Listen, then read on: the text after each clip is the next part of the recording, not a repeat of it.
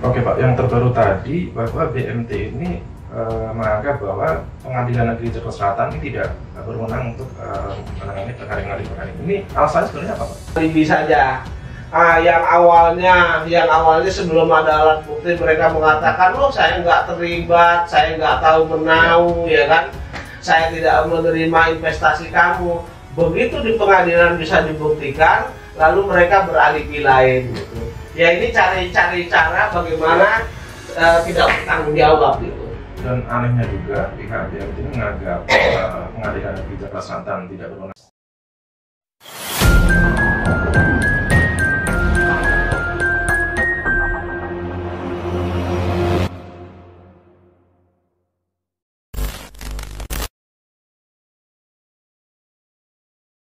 Assalamualaikum warahmatullahi wabarakatuh, teman-teman. Kembali berjumpa dengan Haji di JTV. Kembali saat ini saya berjumpa dengan Pak Jenny Mustafa di kediamannya Kota Wisata Cibubur. Kembali kita berbincang seputar terkait dengan pasca kemenangan Pak Jenny Mustafa dalam perkara JPK Negara melawan Yusuf Marzuki. Kita tahu hampir 2 minggu yang lalu lebih ya, pihak Yusuf Marzuki ini mengajukan upaya banding, dan setelah itu Pak Jenny juga melawan dengan menyerahkan kontra banding. Nah, sampai saat ini Pak Aji ini ada perkembangan apa lagi Pak? Jadi gini, kalau awalnya itu si tergugat 3 Yusuf Mansur itu mengajukan banding, kemudian mereka mengajukan mengajukan memori banding, kemudian saya mengajukan kontra memori banding, sudah saya serahkan. Kemudian di tanggal 10 Agustus 2023 kemarin saya menerima relas pemberitahuan banding sekaligus memori banding dari tergugat 4 BMT Darussalam begitu ya.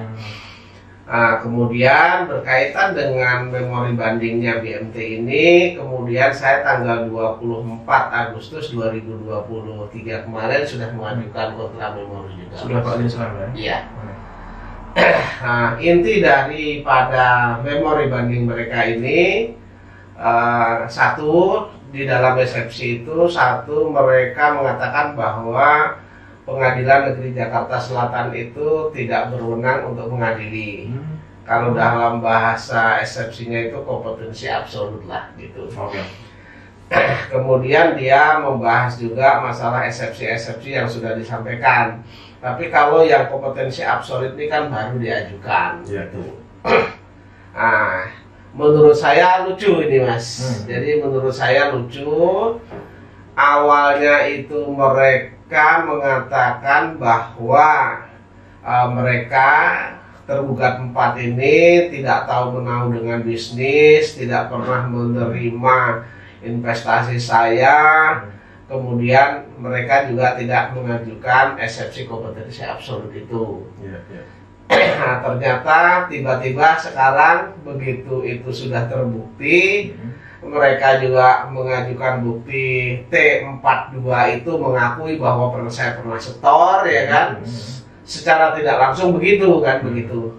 Nah sekarang mengajukan ini gitu. Nah yang dipakai dasar dia itu adalah bukti saya P5. P5 itu adalah surat perjanjian antara Bu Ilis dengan BMT. Jadi tidak menyangkut saya gitu.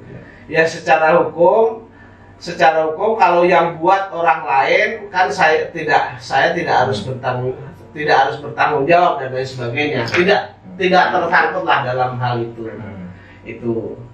Nah, terus kemudian di dalam perjanjian antara Bu Ilis dengan BMT itu tidak menyangkut saya ya. Nah, itu di sana juga ada pilihan hukumnya Mas. Kalau terjadi perkara mereka juga melakukan pilihan itu di pengadilan negeri Bogor, artinya pengadilan umum. Ini kan lucu. Jadi mereka ini BMT sebagai tergugat 4 saat ini tuh sebenarnya pengen ngelabuin Mas gitu. Padahal jelas perjanjian itu menurut pasal 1340 KUHP Perdata itu hanya mengikat orang yang membuatnya kan. Nah, kenapa itu saya ajukan? Itu untuk mengcounter bahwa BMT itu seolah-olah cuci tangan, tidak ada kaitannya dengan PT Adi Partner Perkasa kan begitu. Nah, padahal mereka telah membuat 2 kontrak yang tersebut di dalam perjanjian antara Bu Iris dengan BMT itu gitu. Nah, terus itu. Jadi menurut saya tidak berlandaskan hukum, jadi hakim juga harus nanti menolak. Dan itu kalau toh biasanya mengajukan resepsi itu di awal, Mas. Jadi mengajukan resepsi itu di awal pokok perkara bersamaan dengan pokok perkara begitu. Nah, terus kemudian kemudian resepsi berikutnya mereka hanya mengulang-ulang saja resepsi yang lama, Mas. Hanya mengulang saja yang lama, sehingga di sana tanggapan saya adalah sesuai dengan tanggapan waktu di Pengadilan Negeri Jakarta Selatan saja. Nah, ketimbang saya ulang-ulang kan ini nggak jelas juga kan gitu. Ya, jadi tetap saja pihak BMT ini menyerahkan memori banding terkait dengan surat pernyataan Pak Zaini sudah pernah menarik investasi tersebut ya Pak ya? Itu di dalam pokok perkara. Itu di dalam pokok perkara. Kalau di dalam pokok perkara mereka itu mempermasalahkan alat di dalam pokok perkara, mempermasalahkan alat bukti yang diberi dia T42 itu kan alat bukti surat pernyataan yang saya pernah menarik, itu kan? Yang diduga palsu tersebut. Ya, yang diduga palsu tersebut, ya kan? Nah, itu kan cuma satu alat bukti surat pengakuan sepihak, Mas. Nah, di sana saya membenarkan kenapa majelis hakim tidak mempertimbangkan alat bukti tersebut. Pertama, alat bukti tersebut kan hanya satu, hanya satu surat keterangan sepihak, sehingga harus memenuhi ketentuan itu harus saya tulis dengan tangan sendiri secara hukum begitu, kemudian jumlahnya saya tulis sendiri. Kenyataannya ini kan sudah ketik-ketikan, ya kan? Artinya tidak memenuhi syarat itu. Terus kemudian yang syarat berikutnya bahwa di pengadilan terhadap alat bukti itu sudah saya tolak di dalam persidangan. Ketika itu saya tolak dalam persidangan, alat bukti itu tidak bisa mencukupi lagi, hanya menjadi alat bukti permulaan. Nah, sementara mereka kan tidak mengajukan alat bukti alat bukti lainnya. Harusnya ditolak kan begitu. Nah, dan alat bukti tersebut kan sebenarnya kontradiktif juga dengan dalil mereka. Kalau dalil mereka kan mengatakan saya tidak pernah, BMT itu tidak ada hubungannya dengan bisnis ini. Kemudian tidak pernah menerima uang investasi dari saya. Tapi tiba-tiba ya kan mereka mengajukan bukti, oh iya dia berinvestasi kemudian sudah ditarik. Makanya karena di dalam alat bukti tersebut setelah saya raba dan lain sebagainya kan itu bukan tanda tangan basah, makanya saya tolak, Mas. Jadi saya menganggap kalau hakim tidak memeriksa alat bukti itu karena cuma satu alat bukti sepihak, harus memenuhi ketentuan hukum, ditulis dengan tangan sendiri, kemudian ininya jelas, nilai nominalnya kan begitu. Kemudian karena itu sudah saya tolak, tidak mencukupi segala alat bukti. Kemudian yang ketiga, alat bukti itu kontradiktif dengan jawaban dia kan begitu. Jadi hakim memang tidak harus perlu mempertahankan itu gitu. Terus kemudian yang berikutnya di dalam pokok perkara mereka mengatakan bahwa selama ini tidak ada perjanjian gitu. Jadi mana mungkin orang yang tidak melakukan perjanjian bisa berprestasi menurut dia. Tetapi saya kan mengutip pendapatnya Profesor Subekti dan Profesor Egen itu bahwa di dalam perdata itu sebenarnya ketika memenuhi pasal 1320 syarat sahnya perjanjian, kemudian ada konsensus di antara saya, kemudian saya sudah melaksanakan kewajiban saya, kemudian dia tidak sudah melaksanakan kewajiban dan kemudian dia menerima, itu sudah terjadi konsensus. Nah, ketika mereka tidak memenuhi kembali kewajibannya terhadap saya, baliknya yang seharusnya saya terima, nah itu kan prestasi sudah. Hakim juga berpendapat seperti itu gitu. Ya. Oke Pak, yang terbaru tadi bahwa BMT ini menganggap bahwa Pengadilan Negeri Jakarta Selatan ini tidak berwenang untuk menangani perkara yang ada di perkara ini. Ini alasannya sebenarnya apa Pak? Alasannya adalah saya kan mengajukan bukti P5. Bukti P5 itu tertulis dalam perjanjiannya itu akad salam. Oke. Ya, kalau akad salam menurut mereka karena ini syariah, yang berhak memutus adalah pengadilan negeri, pengadilan agama, bukan pengadilan umum. Tetapi kalau kita cermati bahwa bukti P5 itu, saya kan tidak sebagai pihak di sana. Sebagai itu pihaknya lain, Bu Ilis, kemudian Bu Ilis dan BMT. Sehingga itu kan tidak mengikat saya. Kenapa itu saya ajukan? Karena di dalam alat bukti itu tertulis bahwa BMT itu pernah melakukan perikatan. Jadi ada surat perjanjian antara BMT dengan PT Adipati Perkasa gitu, Mas. Baik. Iya. Okay. Jadi kan sebenarnya itu tidak mengikat saya gitu loh. Nah, kemudian di dalam perjanjian P5 sendiri itu antara Bu Ilis dengan BMT itu mereka juga melakukan pilihan hukum. Pilihan hukumnya itu tercantum mereka juga tidak, kalau ini jadi masalah mereka tidak mempergunakan pengadilan agama tetapi menggunakan peradilan umum. Nah ini jelas kan sebenarnya akal-akalan saja begitu. Hanya alibi saja begitu. Hanya alibi saja.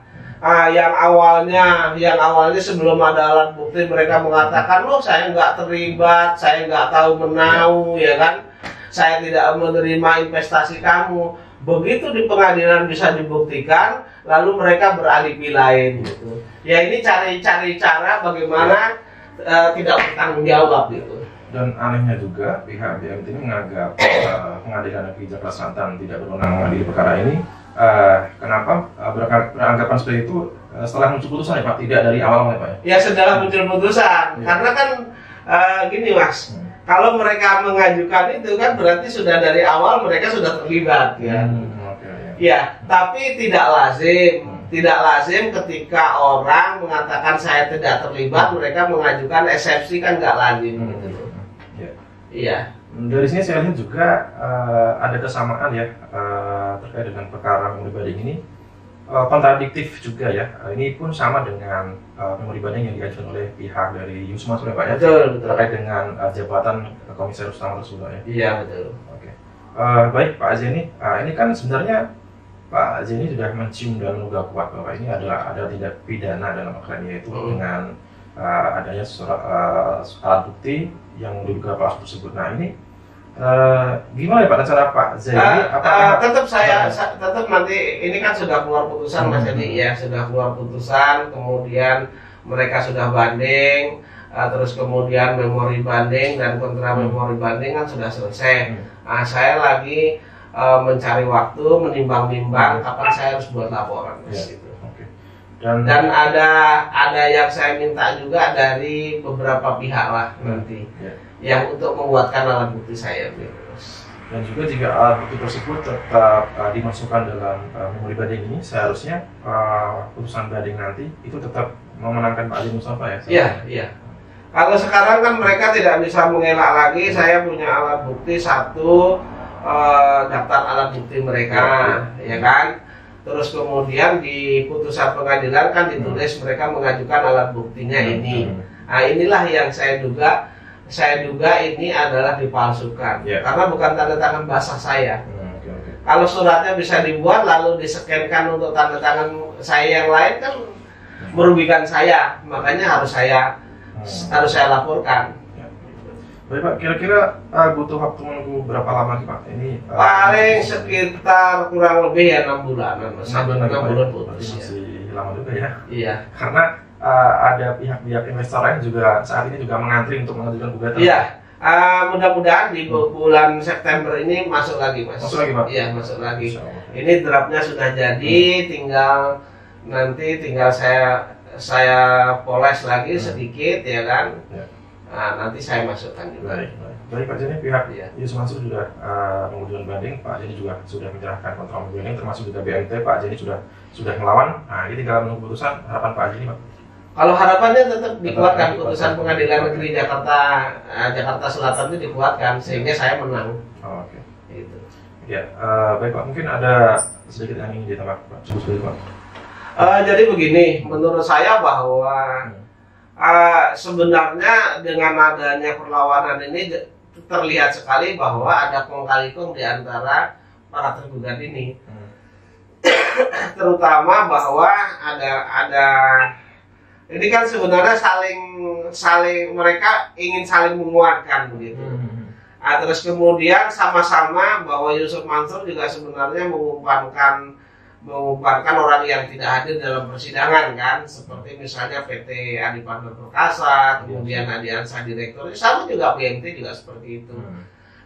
Dia tidak mengakui, tapi lucunya begitu sudah terdesak saya mengajukan alat bukti bahwa itu ada tanda tangannya BMT, lalu mereka mengeluarkan surat pernyataan itu, dan itu senjata itu selalu dipergunakan di tempat-tempat lain. Yang jamaah lain mempergunakan pengacara sehingga menurut saya tidak teliti. Ya. Kalau saya, karena saya ini prinsipal, kemudian maju sendiri, kemudian lawyer, segala sesuatu apa yang tidak saya perbuat kan saya tahu. Karena saya tidak pernah tanda tangan, kok tiba-tiba ada surat pernyataan. Kapan saya tanda tangannya? Dan di dalam surat tersebut juga banyak hal yang mencurigakan. Kalau itu surat pernyataan sepihak, bukan perjanjian, artinya kan bukan partai. Kalau partai itu lebih dari satu orang. Kalau sepihak, itu hanya saya sendiri. Tetapi kenapa ada yang tanda tangan juga orang BMT di sana namanya si Heri itu kan begitu. Nah ini sebenarnya surat juga cacat Mas. Di samping tanda tangannya bukan tanda tangan basah, tetapi mereka cara membuatnya basah. Cara membuatnya juga salah. Inilah yang namanya ya. Kalau orang mengatakan sepintar-pintarnya menyimpan bangkai tetap akan berbau juga. Serapi-rapinya orang melakukan kejahatan tentu tidak sempurna. Baik Pak, cukup Pak. Baik cukup. Ya, baik teman-teman, itu tadi ya perkembangan terakhir dengan adanya upaya dari pihak BMT yang juga terus serta melakukan upaya banding, dan Pak Jeni juga sudah menyerahkan kontra memori banding, dan kita tunggu saja putusan banding nanti. Semoga saja tetap saja memenangkan pihak Pak Jeni Mustafa. Baik teman-teman, saya cuma sekian, saya dan Pak Jeni Mustafa. Terima kasih atas perhatian teman-teman semuanya. Saya dan Pak Jeni dari Kota Wisata Tebur mengucapkan wassalamualaikum warahmatullahi wabarakatuh.